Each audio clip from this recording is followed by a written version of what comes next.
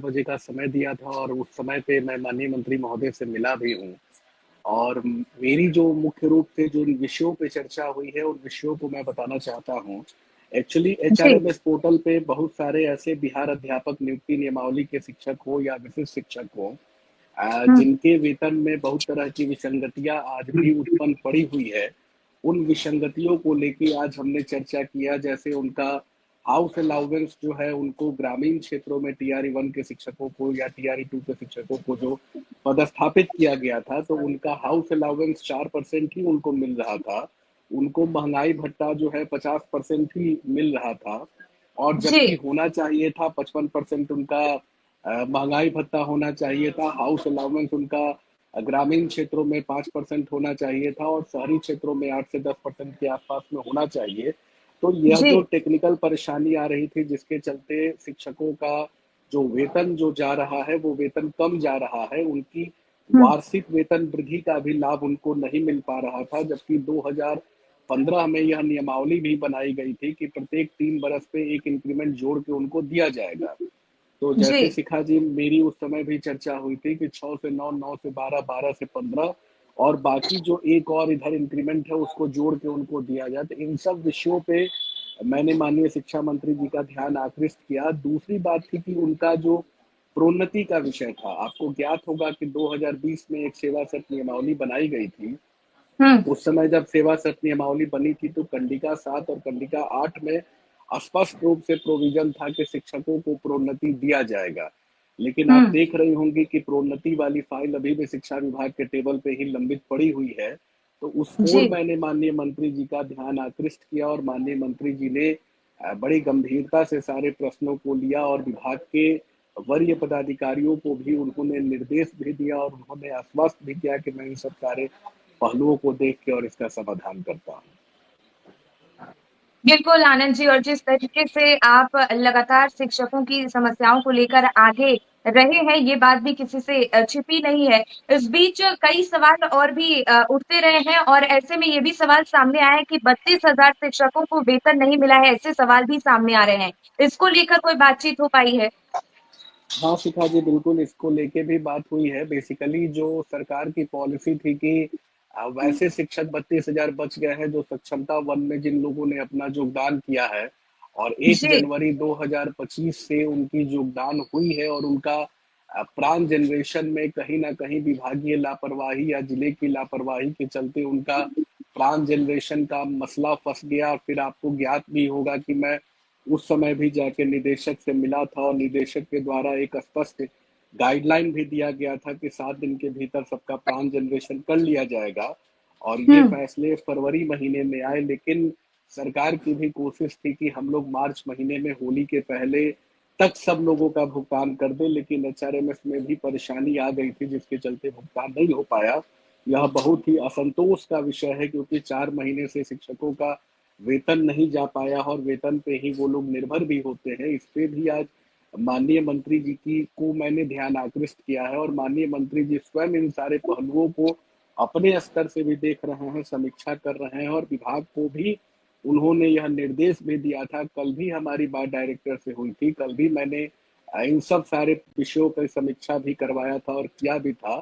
तो जो भी हम्म। शिक्षक हमारे छूट गए हैं, उनके एचआरएमएस पोर्टल से उसको ठीक करके, और बाकी जो भी, क्योंकि शिक्षा विभाग का और वित्त विभाग का एक साइट होता है जो एचआरएमएस होता है, उस पर मैपिंग हो जाता है और मैपिंग के बाद जिलों को भेज दिया जाता है ऑनबोर्डिंग के लिए। तो इस पे जी। भी उन्होंने कहा है कि 1 सप्ताह के भीतर, मतलब इस सप्ताह में एक योजना है कि कम से कम 100% शिक्षकों का जो लंबित वेतन है, उन सभी शिक्षकों का वेतन चला जाए, और जो भी सक्षमता 2 के हमारे जो शिक्षक हैं उनके भी जल्द से जल्द प्लान का जनरेशन कर दिया जाए, उनकी भी ऑनबोर्डिंग कर दिया जाए, ताकि किसी को परेशानी नहीं हो। अप्रैल महीना, मई महीना से किसी को परेशानी नहीं हो, और जिन भी शिक्षक का पुराना वेतन है, वो विभाग की भी मंशा है, टारगेट भी है, हमने दबाव भी दिया है, और माननीय शिक्षा मंत्री जी ने सकारात्मक रूप से संज्ञान लिया है, खुद भी उसकी समीक्षा वो कर रहे हैं, ताकि सप्ताह दिन के अंदर में सबका वेतन चला जाए।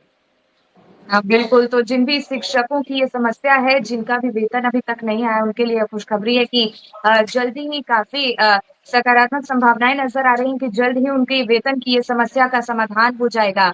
आनंद जी, इस बीच बीपीएससी प्रधानाध्यापक का जो विषय है, ये भी चर्चा का विषय बना हुआ है। लगातार इसको लेकर भी कई सवाल सामने आ रहे हैं। इसको लेकर जो लोग जानकारी चाहते हैं, जिन्हें जवाब चाहिए इसका, किस तरीके से पोस्टिंग को लेकर किस तरीके से सरकार करने वाली है? देखिए शिखा जी, जब यह बीपीएससी से जो प्रधानाध्यापक की हेडमास्टर की परीक्षा की जो अपॉइंटमेंट हुई थी और उसमें सब लोग बैठे थे, उस समय भी मैंने माननीय शिक्षा मंत्री महोदय से भी मिला था। और क्योंकि उनका कैडर जो होता है वो प्रमंडल कैडर होता है, और प्रमंडल कैडर में भी मैं जाके और माननीय शिक्षा मंत्री महोदय से यह आग्रह किया था कि शिक्षकों का कम से कम 3 जिले का विकल्प ले लेना चाहिए। और माननीय मंत्री महोदय जी के रिकमेंडेशन के बाद ही वो 3 जिले का विकल्प सभी लोगों को मिला, और सभी जी, शिक्षकों ने अपना जिला का भी विकल्प दे दिया है। और माननीय मुख्यमंत्री महोदय ने भी अभी 10 दिन पहले, जब वह नियुक्ति पत्र TR3 का दे रहे थे, माननीय मुख्यमंत्री महोदय ने स्वयं भी घोषणा किया था कि अप्रैल महीने में इन शिक्षकों को नियुक्ति पत्र हमारे द्वारा दिया जाएगा, जो प्रधानाध्यापक है या हेड टीचर के रूप में जिनकी अपॉइंटमेंट हुई है। तो विभाग ने एक उनको जिला अलॉटमेंट कर दिया। अब जिला अलॉटमेंट के बाद में आप देखी होंगे कि विभाग के स्तर से भी एक पत्र भी निर्गत हुआ है, जिसमें जिला के और सभी प्रमंडल के पदाधिकारियों को बुला के उनसे रिक्ति को देखा जा रहा है, चाहे वह अपग्रेडेड विद्यालय हो। और उन विद्यालयों को रिक्ति देखा जा रहा है। राजकीय राजकीयकृत प्रोजेक्ट विद्यालयों को प्रारूप 1 प्रारूप 2 में निकाला भी गया हम्म, है। तो विभाग अपने स्तर से सारी चीजों की समीक्षा भी कर रही है, देख भी रही है। और ऑलमोस्ट यही निर्णय हो रहा है कि 9 तारीख के बाद हम लोग, संभावनाएं बन रही है कि हम लोग प्रखंड का भी विकल्प, 3-3 प्रखंड का विकल्प भी हेडमास्टर में लेंगे, और तब जाके फिर उनकी भी पदस्थापन करेंगे। और मैक्सिमम लोगों का कोशिश यही है कि उनको जिला मिल जाए। हेड टीचर में तो प्रखंड का विकल्प लेने की बात तय हो भी चुकी है, और हेडमास्टर वाले के स्वरूप अभी बन रहे हैं, क्योंकि उनका कैडर प्रमंडल था और अब जिला उनको आ गया है, और जिला भी जल्द ही उन लोगों को अलॉट कर दिया जाएगा। और इसी महीना में माननीय मुख्यमंत्री महोदय जी के द्वारा ही उनको औपबंधिक नियुक्ति पत्र दे दी जाएगी। विभाग के द्वारा दिलवाया जाएगा, माननीय मुख्यमंत्री महोदय के कर कमलों से ही होगा। और सरकार का भी यह मंशा है, विभाग की भी मंशा है कि जल्द से जल्द उनका विद्यालय भी अलॉट हम लोग कर दें। बिल्कुल, आनंद जी, बहुत-बहुत धन्यवाद आपका इन तमाम महत्वपूर्ण जानकारियों को हम तक पहुँचाने के लिए और दर्शकों तक पहुँचाने के लिए, और जिस तरीके से लगातार आप एक्टिव मोड पर नज़र आ रहे हैं, शिक्षकों की तमाम समस्याओं को, चाहे वो प्रमोशन का मुद्दा हो, स्थानांतरण का मुद्दा हो, हाउस रेंट का मुद्दा हो, या फिर बीपीएससी प्रधानाध्यापक का मुद्दा हो, तमाम मुद्दों को लेकर आप लगातार एक्टिव नज़र आ रहे हैं। बहुत-बहुत धन्यवाद आपका कशिश न्यूज़ से खास बातचीत और करने के लिए। एक और शिखा जी छूट गया था, वो बेसिकली वो वित्तरहित वाले शिक्षकों का एक मसला था। तो जी, जी। आज उस प्रसंग में भी वित्तरहित अनुदानित जो शिक्षक थे, उस पे भी लगातार शिक्षकों की यह आवाज जा रही थी कि हमें भी जो है, हमारी जो मूल समस्या है, उनके कोड को निलंबित कर दिया गया था। तो सरकार जी, के स्तर से माननीय शिक्षा मंत्री जी की पहल से, माननीय मुख्यमंत्री महोदय जी के पहल से यह निर्णय भी लिया जा चुका है कि वैसे अनुदानित विद्यालय जिनके कोड को निलंबित कर दिया गया है, उनको पुनः फिर से रीस्टोर कर दिया जाएगा। और जिनका अनुदान लंबित पड़ा है, तो उनके अनुदान की भुगतान के लिए फाइलें तैयार होके उसको भेजी जा रही है, ताकि कैबिनेट से भी वो स्वीकृत होकर चला आए, ताकि उनकी जो लंबित 10 वर्षों के अनुदान है उसको सरकार भुगतान भी करते। आप देखिए होंगे कि सदन में भी माननीय मंत्री महोदय ने कहा था, और आज भी इस प्रसंग में माननीय शिक्षा मंत्री जी से चर्चा हुई है, और माननीय